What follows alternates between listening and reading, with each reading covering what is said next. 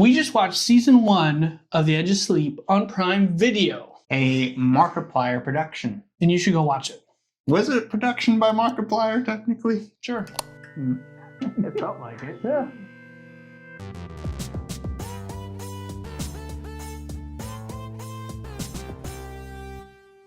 As many of you know, Markiplier is a famous YouTuber. And this is based off of the Edge of Sleep podcast that he did, where he also starred as David, the Night Watchman. Which can be found on Spotify. Yes. And so if you're interested in that too.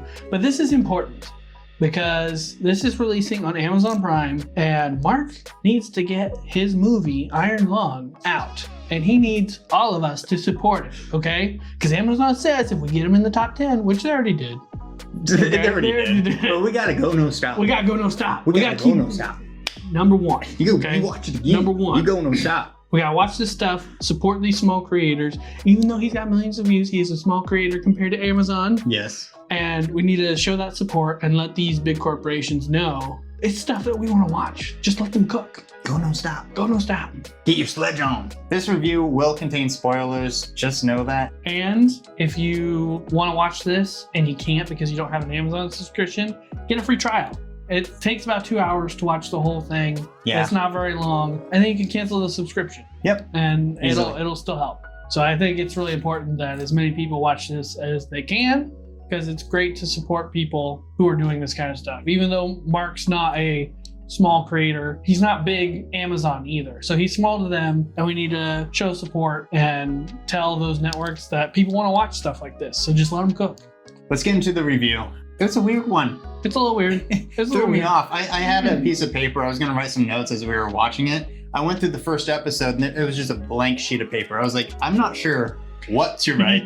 Yeah, I agree. I think the first episode really kind of throws you off, and maybe it should have been longer combined with episode 2. Yeah, it maybe, doesn't have a typical first episode like, oh, you get to the climax and here's what's really happening, and then you are really thrown into it. Yeah, I agree, but it's fine as it is. Just as you continue, it starts to make more sense. It's more interesting. Just stick with it. As many mysteries do. Overall, I thought they had an artistic license, and they used that artistic license. I quite liked the editing style in this. I thought that was really fun. It was really entertaining. Yeah, I do too. The budget is a lower budget, but with what they had, they used it really effectively. I thought they used it really well, about as well as they could. It was a unique storyline, which was just kind of a refresher from the Hollywood rinse and repeat. I agree, yeah. So even though I say it's weird in a good way. Yeah, it's not a bad weird at all. No, it's different, but effective at what it's trying to tell you in the story. Yes. So you got Mark, and he plays David,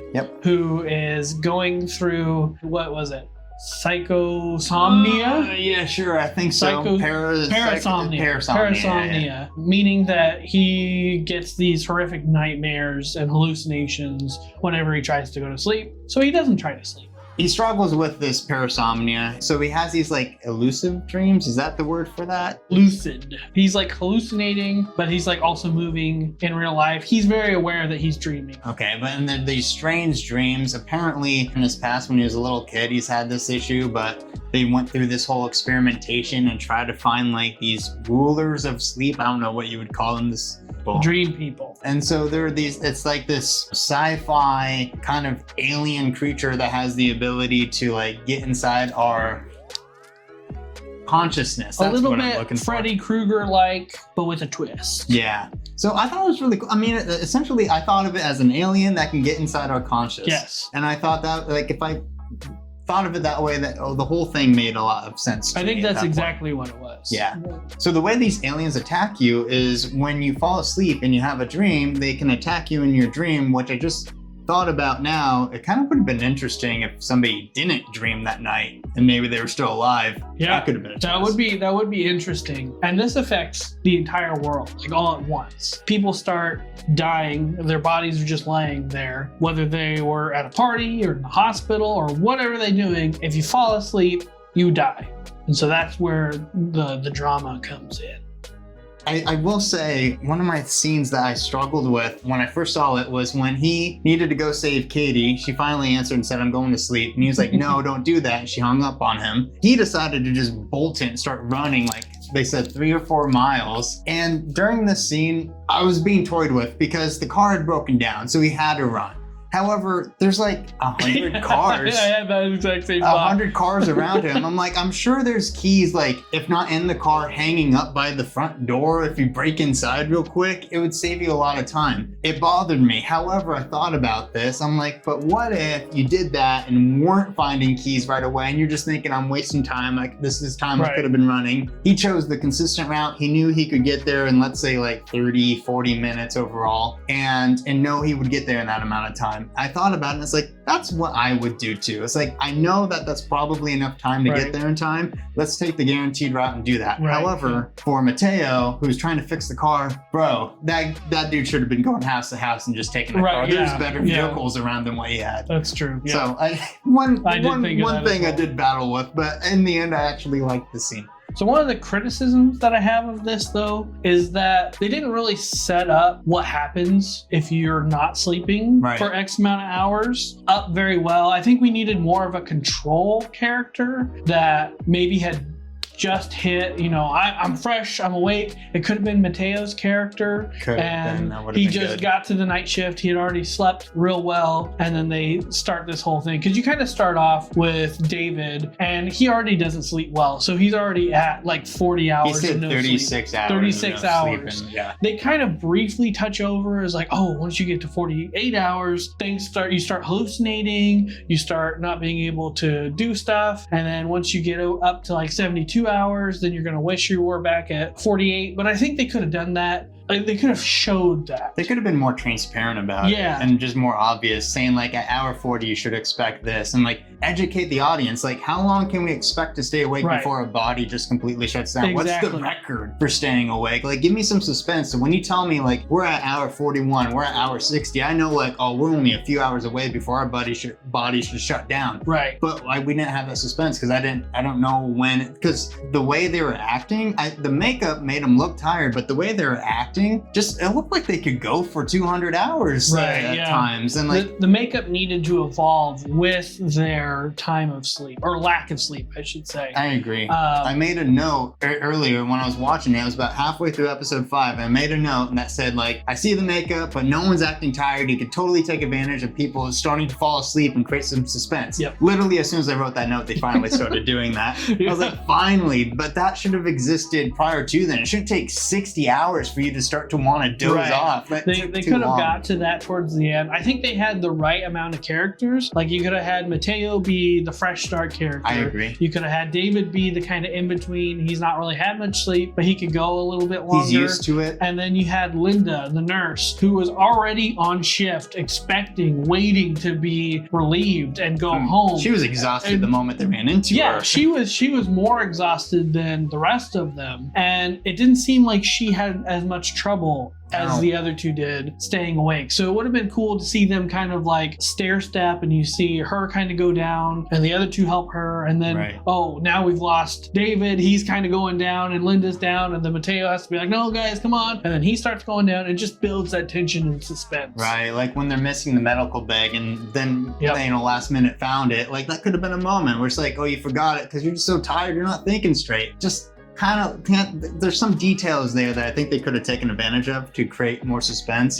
Maybe that was a time crunch thing and a budget thing on their part, and they didn't know how to tell that in a different way. I don't know, but that's just a minor criticism. Along with one more, I didn't appreciate the cartoon style doctor, not like the pill thing, the actual doctor that looked like he could be in a children's cartoon. That was treating David's character. Yeah, it's like, all the loneliness was worth it. I'm like, it took me out of the immersion because they're taking this stuff seriously. Like, I took sleeping pills, silly. And they're saying they took sleeping pills like I took suicide pills. Essentially. Like, as far as the silliness of like the idea is, they took it seriously, but the doctor just took me out of it. I get you want to be funny, you're writing it down, and it sounds fun at the time, but you gotta restrain yourself. Don't make that that character just didn't fit the story. It went over the top. It did. Just over the top, that it kind of makes you step out of what you're watching. It could have been toned back back a little bit. Yep. I do, to their credit, I do think that they really nailed the vibe of what they were going for aesthetically. Yeah. You get like this late night TV show, like you're kind of also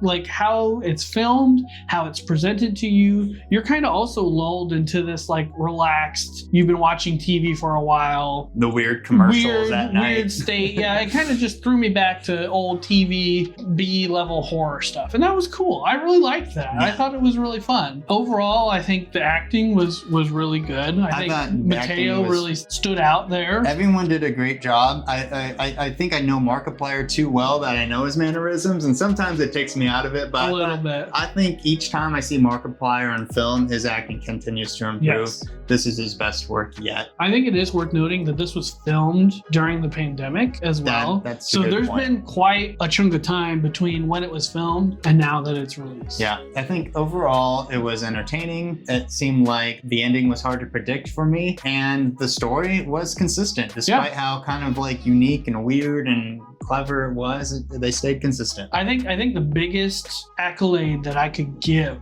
this show is that after I was done watching it, I don't know if you'll understand this, I felt like this show would have made an excellent Doctor Who episode. Like, it just gave me those vibes. You're right. I never saw Doctor Who. I don't know what you're talking about. So if you know what I'm talking about, you'll have a great time with this show. It was really fun. It was really cool. I liked it a lot. I think you should go check it out, especially if you can, or can get a free trial or borrow somebody else's membership. Help them out. They deserve it. I think they did a fantastic job overall. So clearly we recommend it. What do you rate it out of 10? I give it I don't know. You gotta give it a number out of 10. That's what we do. That's our fucking job. That's that thing you do every time. I wasn't prepared for a number. I think I'll give it a 7 out of 10. I think that's where I'm leaning too. A solid 7 out of 10. Yeah. I think there could be some improvements to it, but overall, with what they had, they did a really good job. I really agree with that, and I'm gonna give extra kudos to Mateo's acting. That character was just so He was entertaining super for me. cool. I liked Mateo as well. I appreciated him a lot. And with that, thank you for watching, making it to the end of this video. Please make sure to like and subscribe. We're new to YouTube, so we're trying to build up this channel. Help us out, please. That would be great. Watch our shorts. We also have TikToks. And go out and watch The Edge of Sleep. I can't stress how Go No important Stop. it is. Go No Stop. And with that, we've We're just been just two regular dudes doing regular reviews.